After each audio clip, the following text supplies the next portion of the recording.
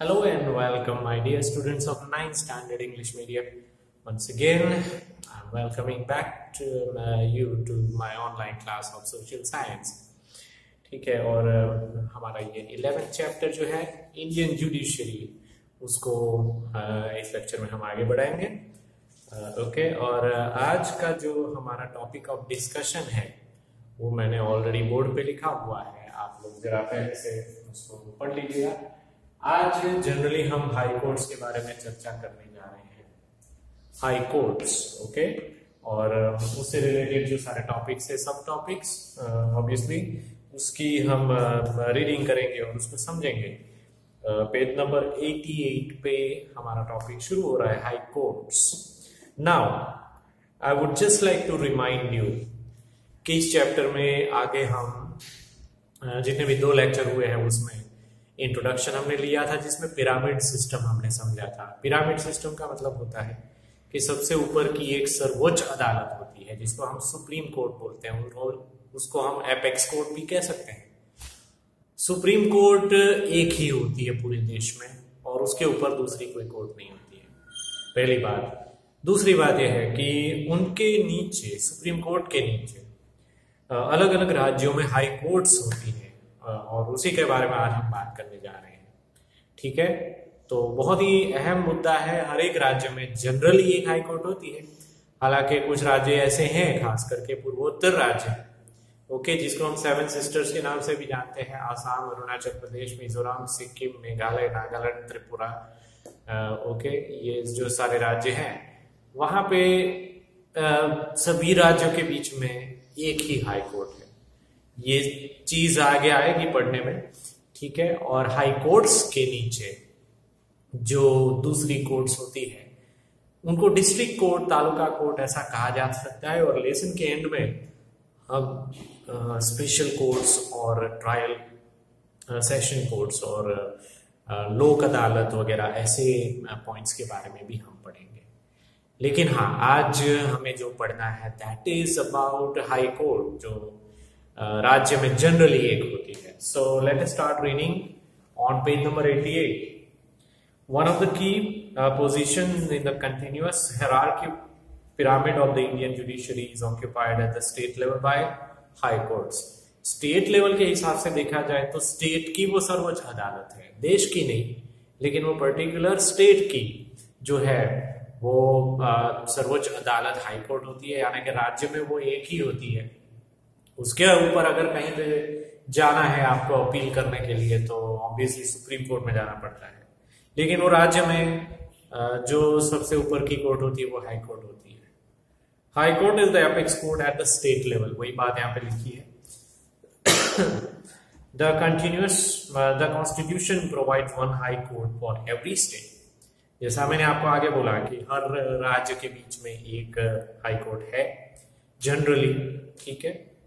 The president has the power to form one high court for 2 or more states. फिर ये भी मैंने आपको बताया था कि प्रेसिडेंट कई बार छोटे छोटे राज्य होते हैं तो वो 2 या उससे ज्यादा राज्यों के बीच में भी एक हाई कोर्ट की रचना की जा सकती है. और ये सत्ता जो है वो, ये तय करने की सत्ता जो है वो प्रेसिडेंट के हाथ में है. In India there is one common high court. ठीक है, यहाँ पे आपको अंडरलाइन करना है कि in India there is one common high court for the states of Punjab, Haryana and Chandigarh. Punjab, Haryana ये दोनों राज्य है और चंडीगढ़ जो है वो केंद्र शासित प्रदेश है. तो ये 3 राज्यों के बीच में एक हाई कोर्ट है. ओके. दूसरी बात, under the jurisdiction of the high court of the Assam falls the state of. Assam में एक हाई कोर्ट है, लेकिन सिर्फ आसाम की नहीं है, दूसरे छोटे छोटे आसपास के राज्य हैं मणिपुर, मेघालय, नागालैंड, त्रिपुरा, मिजोरम एंड अरुणाचल प्रदेश. ऐसा करके टोटल मिला के 7 राज्य हुए आसाम को मिलाकर. तो उन सभी राज्यों के बीच में एक हाई कोर्ट है और वो हाई कोर्ट आसाम में है. ठीक है, तो ये भी आपको अंडरलाइन करना है. आगे पेज नंबर 89 के ऊपर फॉर्मेशन. फॉर्मेशन का मतलब हाई कोर्ट की रचना किस तरह से होती है. Okay, the Chief Justice of High Court is appointed by President in consultation with the Chief Justice of the Supreme Court and the governor of the respective state. इस statement को हम समझेंगे कि प्रेसिडेंट के हाथ में सत्ता होती है हाईकोर्ट के जज को नियुक्त करने की, यानी कि जिस तरह से वो सुप्रीम कोर्ट के जज को अपॉइंट करते हैं बिल्कुल वैसे ही हाई कोर्ट के जज को अपॉइंट करने का जो पावर है वो भी प्रेसिडेंट के हाथ में होता है। हालांकि ये काम वो सुप्रीम कोर्ट के जज से कंसल्ट करके करते हैं, ठीक है, अकेले वो डिसीजन नहीं लेते हैं। ही कंसल्ट्स द जज of supreme court in this matter and only then he appoints the जज of the high court, chief justice जिसको कह सकते हैं। The Chief Justice of High Court is consulted in the appointment of the other judges of the High Court। ठीक है, high court में chief justice एक ही होता है, लेकिन दूसरे भी बहुत सारे जजेस होते हैं, वो तो राज्य का जो विस्तार है उसके मुताबिक वो तय किया जाता है। ठीक है, तो चीफ जस्टिस को कंसल्ट करने के बाद वो हाई कोर्ट में जितने जरूरी लगते हैं उतने जजेस का नियुक्ति करते हैं president. President is a representative of the Prime Minister and the Cabinet of Minister, and hence only President appoints a Chief Justice only after discussion and consultation with the Prime Minister and Cabinet Ministers। तो President वैसे देखा जाए तो Prime Minister और जो हमारा मंत्रिमंडल है कैबिनेट मिनिस्टर उनके प्रतिनिधि है, ठीक है, और उनको भी कंसल्ट किया जाता है। ओके, तो president like generally prime minister और मंत्रिमंडल को तत्कालीन जो गवर्नमेंट चल रही है उनको कंसल्ट करने के बाद जनरली चीफ जस्टिस का नियुक्ति करते हैं। साथ में जैसे हमने आगे पढ़ा वैसे सुप्रीम कोर्ट के जज के साथ भी वो कंसल्टेशन करते हैं। ठीक है, और अब आगे का पैराग्राफ जिसमें लिखा गया है कि क्वालिफिकेशन क्या है जजेस की। सुप्रीम कोर्ट हाई कोर्ट का जो चीफ जस्टिस होते हैं वो और उसके अंदर काम करने वाले दूसरे जजेस, उनको वहां पे अगर जॉब करनी है, ठीक है, तो क्या क्वालिफिकेशन चाहिए वो अब हम पढ़ेंगे। The age limit of the जजेस of the high Court is 62 years। ये आपको याद रखना है, पूरा पैराग्राफ इनफैक्ट आपको ये ब्रैकेट कर देना है कि what are the qualifications required for the judges of the high court। ऐसा अगर क्वेश्चन आता है तो ये सेकेंड पैराग्राफ पेज नंबर 89 का वो आपका पूरा आंसर है। सुप्रीम कोर्ट में हमने देखा था कि जजेस का मैक्सिमम एज लिमिट 65 years होता है। मैं आपको रिमाइंड करा रहा हूं, तो यहाँ पे 65 नहीं है बल्कि 62 है। They can tender resignation addressed to the president. अगर उनको अपनी जॉब से रिजाइन करना है तो वो रेजिग्नेशन उनको प्रेसिडेंट को देना होता है, क्योंकि अपॉइंटमेंट भी प्रेसिडेंट ने किया था, तो जिसने अपॉइंटमेंट दिया था उन्हीं को उनको रेजिग्नेशन देना होता है। The president can remove any of the जजेस of the high Court through the process of impeachment carried out in the parliament and on proving the charges of misconduct और माल प्रैक्टिस ऑफ द जजेस। President किसी High court के जज को remove कर सकते हैं, लेकिन अपनी मर्जी से नहीं। पार्लियामेंट में उसका इम्पीचमेंट का प्रोसेस चलता है। इम्पीचमेंट की प्रोसेस में जब ये साबित हो जाता है कि जज जो है वो कसूरवार है, कॉन्स्टिट्यूशन को अलग तरीके से या तो गलत तरीके से इंटरप्रेट किया था या तो फिर कायदे को भंग किया था और अपनी रिस्पॉन्सिबिलिटी से मुकर गए थे, ठीक से काम नहीं किया था, या तो कोई आरोप लगा है उनके ऊपर, ठीक है, गलत जजमेंट देने का, तो ऐसी सिचुएशन में जज जो है उसको इम्पीचमेंट प्रोसेस के जरिए निकाला जा सकता है। इम्पीचमेंट का प्रोसेस क्या होता है? वही प्रोसेस जो हमने सुप्रीम कोर्ट के जज के लिए जो पढ़ा था, उसमें भी वही सिस्टम है कि जज को हम सीधा नहीं निकाल सकते। वहां पे अगर निकालना है, कोई आरोप उनके ऊपर लगा है, तो पार्लियामेंट में उनकी इम्पीचमेंट की प्रोसेस चलती है। वो एक तरह का इन्वेस्टिगेशन होता है, ठीक है, और इन्वेस्टिगेशन करने के बाद जज को भी एक मौका मिलता है अपनी सफाई देने का। लेकिन उसके बाद भी अगर पार्लियामेंट के सभी सदस्य मेजॉरिटी के हिसाब से ऐसा चाहते हैं कि उनको निकालना चाहिए, ये सही में कसूरवार है, तो ऑब्वियसली प्रेसिडेंट फिर अपना फाइनल डिसीजन लेते हैं और जज को रिमूव करते हैं अपनी पोस्ट से। ठीक है, द जजेस of the high court can be transferred anywhere in India. अब जजेस जो होते हैं हाई कोर्ट के जजेस, उनका तबादला होता रहता है, ट्रांसफर होता रहता है, मेरा मतलब। तो एक हाई कोर्ट का जज जो है, ऐसा जरूरी नहीं कि जीवन पर्यंत वो वहीं पे काम करेगा। ठीक है, मान लो कि गुजरात की हाई कोर्ट है, अहमदाबाद में है, तो उनके जज को एक बार अपॉइंट किया है गुजरात हाई कोर्ट में, उसके बाद जरूरी नहीं कि गुजरात हाई कोर्ट में ही वो हमेशा के लिए काम करेंगे। ओके, अपने हमारे सिस्टम में ऐसा है कि कुछ इंपॉर्टेंट पोजीशन ऐसी होती है जहां पे ट्रांसफर जो है वो पीरियोडिकली या तो फिर फ्रीक्वेंटली, ओकेजनली वो सब होता रहता है। तो उनको ये सारी चीजों के लिए तैयार रहना पड़ता है कि उनकी जो पोस्ट होती है उसमें ट्रांसफर कहीं पे भी, इंडिया में कहीं पे भी हो सकता है। उसमें उनकी कोई चॉइस नहीं होती है कि मुझे यहाँ पे ट्रांसफर चाहिए या नहीं चाहिए। ओके, द नंबर ऑफ जजेस is not the same in all the high courts of India. ये चीज भी मैंने आपको आगे बता दिया है कि राज्य का जो विस्तार होता है उसके मुताबिक तय होता है कि हाई कोर्ट में कितने जजेस होते हैं, क्योंकि कुछ राज्य बहुत बड़े हैं, कुछ राज्य जो है वो मीडियम साइज हैं, कुछ राज्य बहुत छोटे हैं, और कुछ राज्य ऐसे हैं कि जिनके बीच में एक ही हाई कोर्ट है, जैसे पंजाब, चंडीगढ़, हरियाणा के बारे में हमने पढ़ा, फिर वो 7 स्टेट्स वहां पे पढ़ा। तो वो सारे क्राइटेरिया जो है वो उसका कॉमन पॉइंट यही है कि जितना नंबर ऑफ केसेस हैं किसी हाई कोर्ट में, या तो जितनी पॉपुलेशन है, जाहिर सी बात है कि ज्यादा पॉपुलेशन किसी स्टेट में होगी तो ज्यादा केसेस होंगे। तो उस चीज को ध्यान में रखते हुए जजेस की संख्या तय की जाती है। वो जो 7 स्टेट्स है वहां पे हमने देखा कि the number of states are so many. Okay, हालांकि individual state, in case if we talk about the individual state, the population is low, the population in each individual state is very less, but in case if we talk about the 7 states combined all together, then it becomes a kind of a large state. And keeping in mind that particular aspect, probably we can think that there are so many number of judges in that particular high court which is situated in Assam. ठीक है, आसाम में जो high court है 7 राज्यों के बीच में, वहां पे बहुत सारे जजेस होंगे क्योंकि 7 राज्यों के बीच में एक कोर्ट है। ठीक है, हालांकि राज्य छोटे हैं लेकिन 7 को मिलाएंगे तो बहुत बड़े राज्य की तरह हो जाता है वो। तो ऐसा क्राइटेरिया होता है, पॉपुलेशन के हिसाब से जनरली वो तय किया जाता है। Okay, if the president feels that the workload of the high court has increased, then he can appoint ad hoc in charge judges to the high court for a period of 2 years. ये statement भी बहुत ही अहम, important है।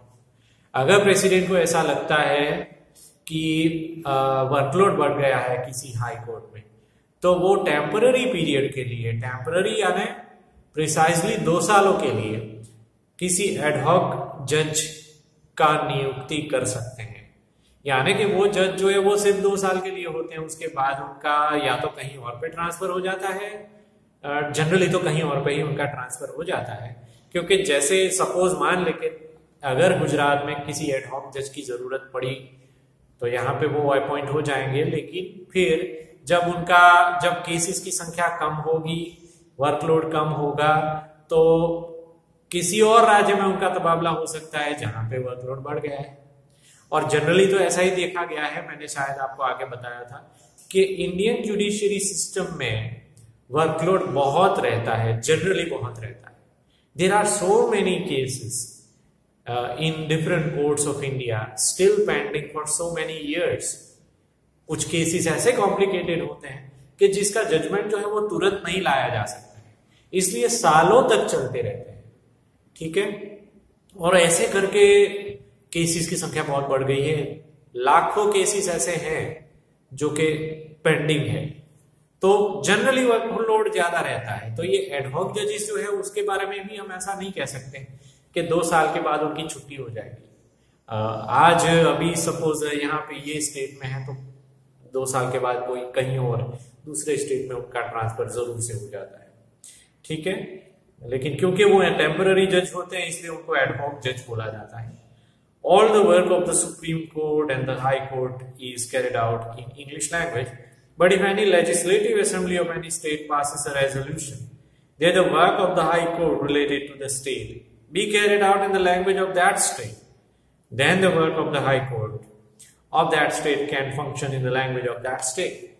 Okay, ये statement का मतलब ये है कि जनरली हाई कोर्ट का काम जो है वो इंग्लिश लैंग्वेज में चलता है, लेकिन उस राज्य की विधानसभा या विधान परिषद में ऐसा बिल पास हुआ है कि इस राज्य में इंग्लिश को समझने वाले लोग काफी कम हैं, ऐसा अगर उनको लगता है, ठीक है, तो ऐसा बिल पास करवाते हैं कि हमारी हाई कोर्ट में रीजनल लैंग्वेज, जो कोई भी रीजनल लैंग्वेज है, सपोज मराठी है, पंजाबी है, तमिल, ठीक है, वो लैंग्वेज में काम चलेगा हाई कोर्ट में। तो फिर वो रीजनल लैंग्वेज में वहां पे वर्क फंक्शन होता है, लेकिन उसके लिए लेजिस्लेटिव असेंबली में बिल पास करवाना जरूरी है। अदरवाइज इंग्लिश में हाई कोर्ट की जो कार्य है वो हाई कोर्ट में इंग्लिश लैंग्वेज में चलती है, यानी कि उसका जो कोई भी सर्कुलर आता है, नोटिफिकेशन आता है, जो कुछ भी डिक्लेरेशन होता है, जो जजमेंट होता है, ठीक है, वो भी इंग्लिश लैंग्वेज में ही प्रिंट आउट किया जाता है। Right, okay, qualification. अगर जज के लिए क्वालिफिकेशन की हमें बात करनी है तो वो कौन सी क्वालिफिकेशन होनी चाहिए? तो 1, 2, 3 करके ऐसे मुद्दे दिए गए हैं, छोटे छोटे सेंटेंसेस है, बहुत इजी है इसको याद रखना और इसको ब्रैकेट कर देना चाहिए आपको, क्योंकि क्वालिफिकेशन का एक शॉर्ट नोट या तो लॉन्ग क्वेश्चन आ सकता है। तो पहला क्वालिफिकेशन है ही और she should be a citizen of India. ये बहुत ही कॉमन पॉइंट है कि कैंडिडेट जो है वो इंडिया का, भारत का नागरिक होना चाहिए। दूसरा, should be serve for a minimum period of 10 years on any of the judicial post in the lower court of the Indian states. इस स्टेटमेंट का मतलब ये है कि हाई कोर्ट का जज जो है उसको 10 साल का या तो फिर हाई कोर्ट में या तो फिर दूसरे उसके नीचे वाली कोर्ट्स में अनुभव होना चाहिए, 10 years का एक्सपीरियंस होना चाहिए कोई भी जुडिशियल पोस्ट में। जुडिशियल पोस्ट का मतलब होता है कि या तो वो जज रह चुका होना चाहिए या तो फिर एज एन एडवोकेट भी अगर उसने काम किया है, ठीक है। तो सारा मिला के, कुछ लोग ऐसे भी होते हैं, कुछ लॉयर्स के 5 साल उनका जो अनुभव है वो एज अ लॉयर है, फिर 5 साल का उनके पास जज का एक्सपीरियंस है, तो दोनों का मिला के 10 साल हो जाता है। तो अगर हाई कोर्ट में या तो उसके नीचे की कोर्ट में इस तरह से उनका 10 साल का एक्सपीरियंस हो रहा है किसी जुडिशियल पोस्ट में, ठीक है, तो वो हाई कोर्ट का जज बनने के लायक है, ठीक है। तीसरा पॉइंट है should have at least 10 years of practice as an advocate in the high court. या तो फिर ऐसा हो सकता है कि भले ही उसने एज अ जज कहीं पे काम नहीं किया है, लेकिन हाई कोर्ट का जज के तौर पे उन्होंने अगर 10 साल तक काम किया है तो ऑब्वियसली वो भी जज बनने के लिए लायक है। चौथा पॉइंट है should be a distinguished jurist, constitutional expert और famous law maker as per the opinion of the president. यहाँ पे ये भी सिर्फ क्वालिफिकेशन में एक्सपीरियंस नहीं देखा जाता है, लेकिन प्रेसिडेंट के ध्यान में ये रहना चाहिए, यानी कि अगर उनको किसी ने ओपिनियन दिया है कि बहुत ही अच्छे जज हैं, कायदे कानून का, कॉन्स्टिट्यूशन का उनको बहुत नॉलेज है, ठीक है, और बहुत अच्छी रेपुटेशन है जुडिशियल सिस्टम में, ठीक है, उनका एक अच्छा इमेज है, तो वैसे व्यक्ति को जज के तौर पे अपॉइंट करने में उनको प्रायोगिकता दी जाती है, उनको प्राथमिकता दी जाती है, प्रायोरिटी दी जाती है, ठीक है। और नेक्स्ट पॉइंट है should be below 62 years of age। Okay, 65 नहीं, लेकिन 62 years उसकी एज होनी चाहिए, या तो उसके नीचे, उसके ऊपर नहीं होनी चाहिए। तो सीधा मतलब है इसका कि हाई कोर्ट का जज जो है वो 62 years की एज में रिटायर्ड हो जाता है। ओके, फिर आगे, द जज of the high court has to take the oath of secrecy in the front of governor of the state or any person appointed by the governor and the sign the corresponding pledge। Okay, high court का जज का एक बार appointment officially हो जाने के बाद उनको प्रतिज्ञा दिलवाते हैं, उनको सौगंध दिलवाते हैं, प्लेज, ओथ टेकिंग सेरेमनी जिसको कहते हैं, और वो ओथ टेकिंग सेरेमनी जो है वो उस राज्य के गवर्नर कंडक्ट करते हैं। अपॉइंटमेंट हालांकि प्रेसिडेंट के जरिए होता है, लेकिन ओथ टेकिंग सेरेमनी जो है वो पर्टिकुलर स्टेट, क्योंकि स्टेट में होती है हाई कोर्ट, तो वो स्टेट के जो गवर्नर होते हैं, राज्यपाल, वो उनको ओथ दिलाते हैं। ठीक है, अब आगे हम पढ़ते हैं जो कि हमारा सेकेंड पॉइंट है, that is the jurisdiction of the high court. Jurisdiction का मतलब कि उनका कार्यक्षेत्र, ठीक है, उनको किस वर्क एरिया में उनको काम करना होता है। तो उसके ज्यूरिसडिक्शन को भी 3 हिस्से में क्लासिफाई किया गया है। सबसे पहला हिस्सा जो है वो ओरिजिनल ज्यूरिसडिक्शन, ओके, दूसरा जो है वो एपेलेट ज्यूरिसडिक्शन कहा जाता है, और तीसरा एडमिनिस्ट्रेटिव ज्यूरिसडिक्शन कहा जाता है। तो आइए पढ़ते हैं एक के बाद एक, हम उसको समझते हैं कि ओरिजिनल ज्यूरिसडिक्शन क्या है। Under the original jurisdiction, the High Court is empowered to issue direction orders or writs, including writs in the nature of habeas corpus to any person, authority, or any government in case of violation of the fundamental rights of the citizen. इस statement का मतलब ये है कि high court के पास ये अधिकार है कि किसी ने अगर रिट पिटीशन दाखिल किया है, रिट पिटीशन यानी कि एक टाइप का रिटन एप्लीकेशन होता है, जहां पे उन्होंने यूं समझो कि कंप्लेन किया है किसी इंस्टीट्यूशन के खिलाफ या गवर्नमेंट के खिलाफ या तो फिर किसी इंसान के खिलाफ, ठीक है, कि वहां पे उनका फंडामेंटल राइट्स जो है उसका वायोलेशन हो रहा है। तो हाई कोर्ट, ठीक है, जिसके पास एक स्पेशल राइट होता है कि like in the nature of habeas corpus, ये रिट पिटीशन ऐसी होती है जिसको हैबियस कॉर्पस भी हम कह सकते हैं।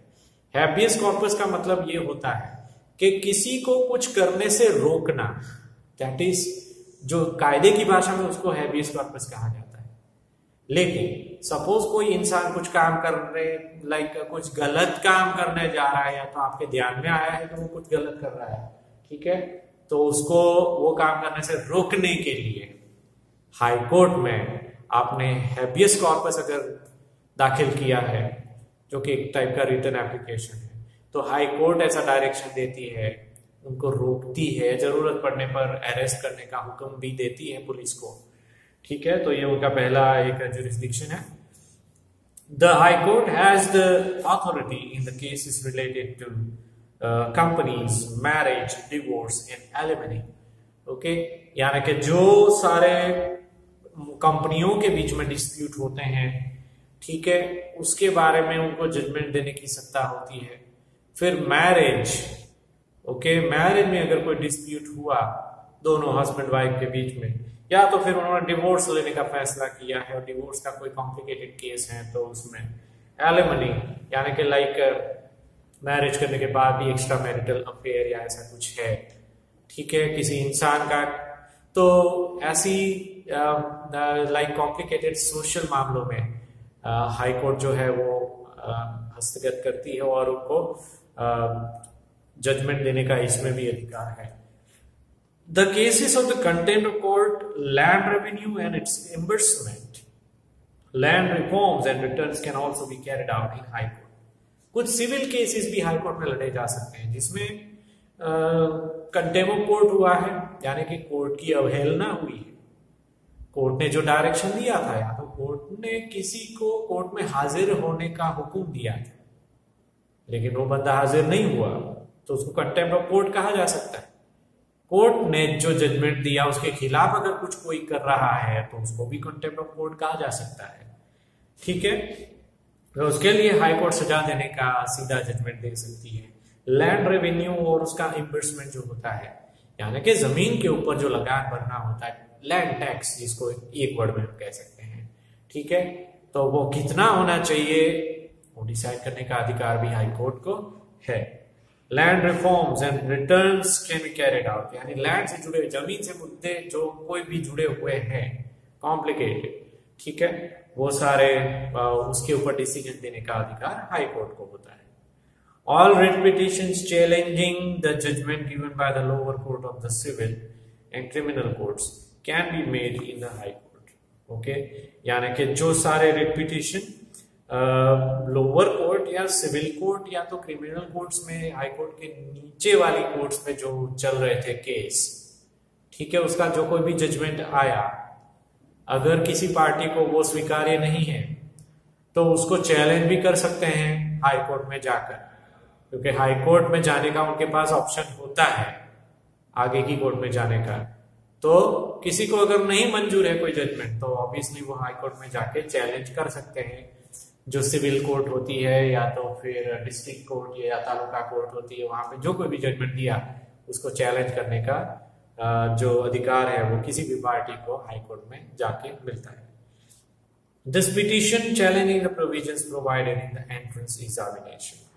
ओके, तो लाइक एंट्रेंस एग्जामिनेशन में इस पिटीशन के बारे में उसके प्रोविजंस लिखे गए हैं। ओके, तो ये लास्ट वाला स्टेटमेंट तो हालांकि आपको याद रखना इम्पोर्टेंट नहीं है क्योंकि थोड़ा सा कॉम्प्लिकेटेड स्टेटमेंट है, आप उसको कैंसिल भी कर सकते हो इवन बुक में से। अगर आपको इस हाई कोर्ट के ओरिजिनल ज्यूरिसडिक्शन के बारे में शॉर्ट नोट लिखनी है तो आप इतना ही लिख सकते हो लास्ट वाले सेंटेंस को छोड़ के, ठीक है। बाकी सारे जो पॉइंट्स है वो बहुत ही स्ट्रेट फॉरवर्ड है। दूसरा जो टाइप का ज्यूरिसडिक्शन है हाई कोर्ट का, उसको हम एपेलेट ज्यूरिसडिक्शन कहते हैं। ओके, एपेलेट ज्यूरिसडिक्शन का मतलब है under the appellate jurisdiction of the high court the court hears the petition against the civil and the criminal cases. Appellate jurisdiction का मतलब कि अगर नीचे की कोर्ट में से कोई केस आया, किसी ने चैलेंज किया उसको, ठीक है, तो उसमें पूरा केस का सुनवाई जो है वो हाई कोर्ट करती है, डिसीजन अपनी तरीके से ही देती है। जरूरी नहीं है कि नीचे की कोर्ट ने जो डिसीजन दिया उसी को बरकरार रखने का, उनके ऊपर ऐसा कोई रिस्ट्रिक्शन नहीं रहता है। Any petition challenging the judgment of the lower courts and the tribunals can be made in the high court. कोई भी लोअर कोर्ट है हाई कोर्ट के नीचे या तो फिर ट्राइब्यूनल कोर्ट कोई भी है, ठीक है, तो उसके लिए हाई कोर्ट में अलग से ही केस चलता है। जरूरी नहीं है कि कोई भी लोअर कोर्ट में जो कोई भी केस चला, चाहे जितने साल चला, ठीक है, उसका इफेक्ट में या तो उसकी इंप्रेशन में उनको काम करना है। उनको हाई कोर्ट को अपने ही स्वतंत्र तरीके से काम करने की सत्ता है, ठीक है। In case session court has issued any judgement punishing the accused for more than 4 years, then the petitioner can challenge the judgement in the high court. अब ये एक बहुत ही इंपॉर्टेंट स्टेटमेंट है जिसको आपको अंडरलाइन करना चाहिए कि हाई कोर्ट के नीचे की जो सेशन कोर्ट होती है, ठीक है, जिसमें एक्यूज्ड को सेशन कोर्ट्स ने 4 साल या तो उससे ज्यादा सालों की सजा दी है, जेल की सजा दी है, तो वो इंसान डेफिनेटली हाई कोर्ट में उस सजा को चैलेंज कर सकता है। If any accused is given a capital punishment by session court in case of a murder for which a less severe punishment is issued by the lower court, then in such condition the judgment can be challenged in the high court. ठीक है, capital punishment का जहां तक सवाल है, नीचे की जो ट्राइब्यूनल है या session courts, okay, capital punishment यानी कि बहुत ही हाई लेवल की, एकदम हाईएस्ट लेवल का पनिशमेंट जो होता है, वैसी सजा दी है। जो कल्प्रिट है, जो एक्यूज्ड है, वो मर्डर का आरोपी है, सपोज उसने मर्डर किया है, ऐसा साबित हुआ, ठीक है, और उसमें कैपिटल पनिशमेंट दे दी, तो ऑब्वियसली उसको भी हाई कोर्ट में चैलेंज किया जा सकता है क्योंकि बात कैपिटल पनिशमेंट की है। और अगर ये प्रूव भी हो गया है कि क्रिमिनल जो है वो सही में क्रिमिनल है, उसी ने मर्डर किया है या तो उसी ने कोई क्राइम किया है, तो वो कुछ इस तरह की अपील भी कर सकता है हाई कोर्ट में कि जो कैपिटल पनिशमेंट जो दी गई है वो सही नहीं है, उससे थोड़ी सी कम सजा मिले तो ऐसा वो मानता है। क्योंकि लाइक मर्डर भी अलग अलग टाइप के होते हैं, मैं सिर्फ एग्जांपल दे रहा हूं कि कुछ लोग लाइक बहुत ही अपनी दुश्मनी निकालने के लिए या तो गुस्से में आकर किसी का मर्डर कर देते हैं, तो ऑब्वियसली उसके लिए कैपिटल पनिशमेंट होता है। लेकिन कुछ केसेस में ऐसा भी देखने को मिलता है कि व्यक्ति अपने स्व बचाव के लिए, अपने आप को बचाने के लिए सामने वाले को मार रहा था या ऐसा कुछ और गलती से उसका मर्डर हो गया, क्योंकि कहाँ पर चोट लगने से इंसान मर जाता है वो तो कभी हमें पता नहीं चलता। और उस मोमेंट्स में हमें ऐसा नहीं पता चलता है कि इसको मैं यहाँ पे मारूंगा तो ये मर जाएगा। तो काफी केसेस ऐसे भी बन चुके हैं जहां पे फाइट हो रही है लिटरली दो इंसान के बीच में और अचानक से एक इंसान की मौत हो जाती है क्योंकि उसको ऐसी क्रिटिकल जगह पे चोट लगी है। अब वो सामने वाला इंसान उसको इसलिए मार रहा था क्योंकि अपने बचाव के लिए मार रहा था, ठीक है। उसका ऐसा इरादा नहीं था कि वो उसको मार डालना चाहता, इट्स नॉट लाइक दैट। लेकिन ऐसे अनफॉर्चुनेटली उससे गलती से मर्डर हो गया। तो ये एक पॉइंट को इनिशिएट करके अब ऑलरेडी साबित तो हो ही गया कि मर्डर उसके हाथों हुआ है, ठीक है। लेकिन फिर भी ये एक पॉइंट को इनिशिएट करके उसने जो किया है वो जानबूझ के नहीं, एक्सीडेंटली वो सब हो गया। तो इसको इनिशिएट करके वो हाईकोर्ट में ऐसी अपील कर सकता है कि लेस सीवियर पनिशमेंट, कि जितनी हो जो दी है पनिशमेंट, कैपिटल पनिशमेंट, वो कुछ ज्यादा ही है, बहुत ज्यादा है, उसको कम करके कम सजा अगर दी जाए तो वो एक्सेप्ट करने को तैयार है। ऐसी भी अपील की जा सकती है। तो जरूरी नहीं है कि हाईकोर्ट में जो अपील करते हैं लोग वो सिर्फ छूटने के लिए ही अपील करते हैं, अपनी सजा कम करवाने के लिए भी अपील करने वाले लोग होते हैं। और खास करके ऐसे केसेस जो है वो कैपिटल पनिशमेंट के जो होते हैं वैसे ही होते हैं, ठीक है। फिर आगे का पॉइंट है, the petitioner who is unsatisfied with the judgement of tribunal can also approach high court. ये एक जनरल पॉइंट है कि ट्राइब्यूनल जो कोर्ट होती है उसके जजमेंट से अगर कोई पिटिशनर अनसेटिस्फाइड है तो वो हाई कोर्ट में जा सकता है। कोई भी डिसीजन दिया है ट्राइब्यूनल कोर्ट ने या तो तालुका या डिस्ट्रिक्ट कोर्ट ने, तो उसको जाने का अधिकार है हाई कोर्ट में। The high court has a power to decide upon important questions pertaining to law including constitutional interpretation। High court के पास पावर होता है कि इस जजमेंट को जो नीचे वाली कोर्ट ने दिया तो उन्होंने कायदे कानून का फॉलो किया था कि नहीं किया था, वो सारा रिव्यू करता है। पूरा का पूरा केस जो है वो रिव्यू किया जाता है, ठीक है। और ये भी किसी के इंप्रेशन की किसी की इंप्रेशन में आए बगैर वो सब काम करते हैं। तीसरा पॉइंट है एडमिनिस्ट्रेटिव ज्यूरिसडिक्शन। ओके, हमने अभी तक एपेलेट ज्यूरिसडिक्शन के बारे में पढ़ा। अब तीसरा जो है वो एडमिनिस्ट्रेटिव ज्यूरिसडिक्शन है, वो हम पढ़ते हैं जो पेज नंबर 89 का लास्ट पैराग्राफ है। Each high court has the authority and power to supervise the working of all the subordinate courts and tribunals of the state or of its region। Okay, high court जो है राज्य की सर्वोच्च अदालत है। तो यानी कि उसका मतलब ये होता है कि उनके नीचे जितनी भी कोर्ट्स होती है उसके वर्किंग के ऊपर सुपरवाइज करना, सुपरविजन करना, ठीक है। तो वो एक पावर है, एडमिनिस्ट्रेटिव पावर हाई कोर्ट के पास होता है। तो दूसरे शब्दों में ये कह सकते हैं कि नीचे वाली जितनी भी कोर्ट्स होती है, ट्रायल कोर्ट या तो सबऑर्डिनेट कोर्ट या तो फिर डिस्ट्रिक्ट कोर्ट, तालुका कोर्ट या ट्राइब्यूनल, ओके, ये हाई कोर्ट के अंडर में काम करती है, उनके सुपरविजन में करती है। अगर ऐसा ध्यान में आता है हाई कोर्ट के कि किसी कोर्ट से गलत डिसीजन लिया जा रहा है या तो दे दिया है गलत डिसीजन, तो वो डिसीजन को अपने हाथ में लेकर भी, उस केस को अपने हाथ में लेकर भी वो अपना डिसीजन लेती है, ऐसा उनके पास पावर है। If the High Court feels it is necessary, then it can ask case papers from the subordinate court and then carry out the case proceedings। जो मैंने बताया वही चीज यहाँ पे लिखा है, मैंने थोड़ा एडवांस में बता दिया आपको कि जरूरी लगे तब हाई कोर्ट नीचे की सबऑर्डिनेट कोर्ट से पेपर्स, केस के पेपर्स मांग सकती है, पूरा का पूरा केस अपने हाथों में ले सकती है और आगे की कार्यवाही वो खुद आगे चला सकती है, ठीक है। आगे है, the court can frame general laws to control the proceeding and functioning of the courts under its power। यानी कि हाई कोर्ट के पावर में जितनी भी कोर्ट्स आती है तो उनके लिए कुछ नियम, नए नियम बनाना, नए लॉज बनाना, वो पावर भी हाई कोर्ट के पास होता है। यानी कि नए रूल्स भी जो लोकल कोर्ट्स होती है उसके बारे में हाई कोर्ट कभी भी बना सकती है, और उस नियमों के अनुसार ही उनको फिर काम करना होता है। ठीक है, the high court can decide criteria and tabular form of various types of fees. Okay, high court एक डिसीजन लेती है फीस क्या होती है, यानी कि जो केस दाखिल होता है तो ऑब्वियसली केस का जैसा नेचर होता है वैसे अलग अलग उसके लिए फीस लगता है। हाई कोर्ट का फीस अलग होता है, नीचे की जो कोर्ट्स होती है उनका फीस अलग होता है। तो ये सारा डिसीजन लेने का, फीस के बारे में मामले में डिसीजन लेने का काम जो है वो हाई कोर्ट के हाथ में होता है। All these provisions should be in accord and harmony with constitution.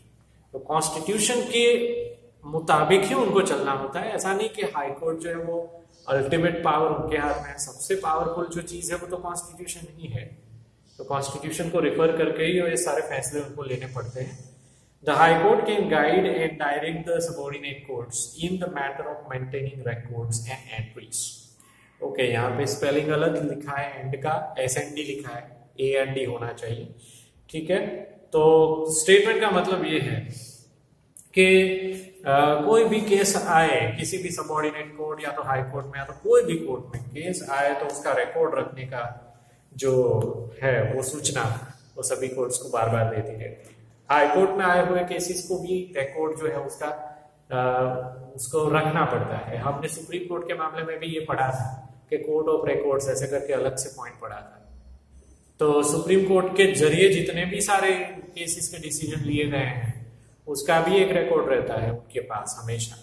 तो आने वाले समय में अगर ऐसे ही कोई केस आए, कॉम्प्लिकेटेड केस खास करके, तो उसमें सुप्रीम कोर्ट ने कैसा जजमेंट दिया था उस वक्त, ठीक है, उसको देखने के लिए एज अ गाइडलाइन वो सारे पुराने केसेस को देखे जाते हैं और उसके मुताबिक लाइक एक अच्छा एक जरिया है कि उसके मुताबिक कई बार केसेस का डिसीजन लेने में भी अच्छी एक हेल्प मिल सकती है। ठीक है, अब इस टॉपिक का आखिरी पैराग्राफ है, पेज नंबर 90 के ऊपर first paragraph. The high court occupies a place as the court of records. यहां पे हाई कोर्ट खुद एक कोर्ट ऑफ रिकॉर्ड्स है, उसमें सभी केसेस के रिकॉर्ड्स डेफिनेटली रहते हैं। The high court publishes its judgement decisions in an organised form.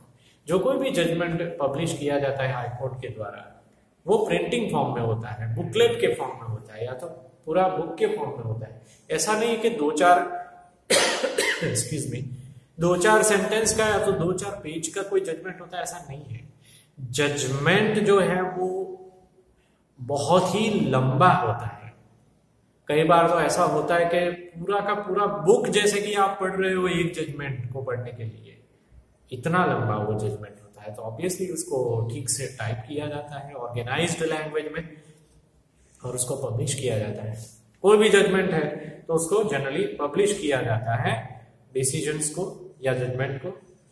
These judgments and decisions are binding and final, for they can use these court decisions and judgment as reference while taking decision on various cases in future। जो मैंने आपको आगे बताया वही चीज यहाँ पे लिखा गया है कि अगर कोई ऐसे ही केस बाद में आए फ्यूचर में, ठीक है, तो लाइक पास्ट में हाई कोर्ट ने उस केस के बारे में कैसा डिसीजन लिया था उस चीज को रिफर करने के लिए ये पुराने केसेस के जजमेंट का सहारा लिया जाता है।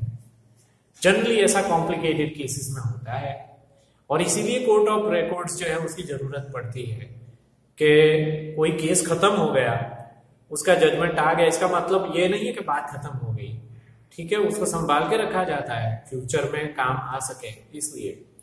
Okay, the lawyers use these publish judgements and decisions as citations while pleading their cases। कई बार लॉयर्स भी ऐसे केसेस का इस्तेमाल करते हैं, पुराने केसेस के जजमेंट का, ठीक है, एक आर्ग्यूमेंट करने के लिए कि ऐसा ही केस पहले आया था और उसमें कोर्ट ने ऐसा डिसीजन दिया था, तो मैं भी आपको रिक्वेस्ट करता हूं कि इसमें भी आप ऐसा ही डिसीजन लो, ठीक है। ऐसा लॉयर एक स्ट्रॉन्ग आर्ग्यूमेंट पेश कर सकता है जिससे ये भी पता चलता है कि लाइक पूरा कोई एक समय था जिसमें कोई ना कोई एक ऐसा केस भी आ चुका है, ठीक है। तो कोर्ट ऑफ रिकॉर्ड का ये भी एक बहुत ही अहम मुद्दा है। The court has a power to punish for contempt of court. Okay, court को एक पावर होता है उनके पास। कंटेम्प्ट ऑफ कोर्ट यानी कि जो मैंने आपको आगे बताया था उसका ही मैं मतलब वापस बता रहा हूं कि कोर्ट की अवहेलना करना, अवमानना करना, कोर्ट ने जो बोला है, ठीक है, उसको नहीं मानना, that is known as contempt of court.